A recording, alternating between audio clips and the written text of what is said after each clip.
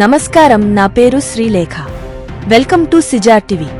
తాజా వార్తలు విషయానికి వస్తే, ట్రైన్ టికెట్ బుక్ చేసిన సమయంలో ముందుగా టికెట్ కోసం డబ్బులు మీ బ్యాంక్ అకౌంట్ నుంచి కట్ అవుతుంటాయి.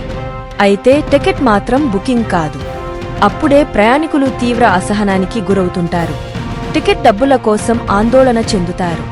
రిఫండ్ వస్తుంది, కానీ దీనికోసం రోజుల తరబడి ఎదురుచూడాల్సి ఉంటుంది. అలాంటప్పుడే మరోసారి ఇలా టికెట్లు బుక్ చేయకూడదని అనుకుంటుంటారు. అయితే ఇలా ఇబ్బందులు పడేవారి కోసం ఐఆర్సీటీసీ గుడ్ న్యూస్ చెప్పనుంది. త్వరలోనే కీలక మార్పులు రాబోతున్నాయి.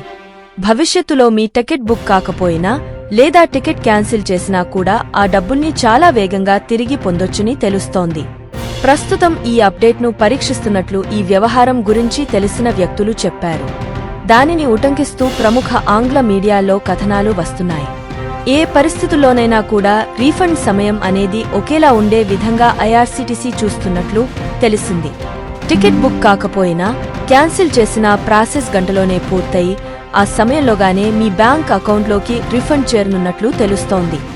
భారతీయ రైల్వేకు ఈ రిఫండ్లో జాప్యం సమస్య ఎప్పటినుంచో ఉంది. దీనిపై కస్టమర్లు ఎప్పటికప్పుడు ఫిర్యాదులు చేస్తూనే ఉన్నారు. ఈ సంఖ్య ఇటీవలి కాలంలో ఇంకా పెరిగిపోయింది.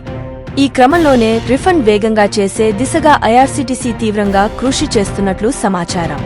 ప్రస్తుతం భారతీయ రైల్వేలో రిఫండ్ ప్రక్రియ స్లోగా ఉంది. టికెట్ బుకింగ్ ఫెయిల్ అయితే ఐఆర్సీటీసీ రిఫండ్ ప్రాసెస్ను మరుసటి రోజు ప్రారంభిస్తుంది. ఇంకా ఇది ఆ తర్వాత బ్యాంకులు లేదా పేమెంట్ సర్వీసులకు వెళ్తుంది. దీనిని బట్టి రిఫండ్ రావాలంటే రోజులు పడుతుంది. అయితే ఐఆర్సీటీసీ నుంచి టికెట్ బుక్ చేసిన సమయంలో కొంత మొత్తం కన్వీనియన్స్ ఫీజు కింద వసూలు చేస్తుంది. ఇది మాత్రం రిఫండ్ కాదు. మరొక తాజా వార్తలతో మీ ముందుకు మళ్లీ వస్తాను. అంతవరకు సెలవు. సిజేఆర్ టీవీని సబ్స్క్రైబ్ చేయండి. ఈ వీడియోను లైక్ చేయడం మరియు షేర్ చేయడం మర్చిపోవద్దు.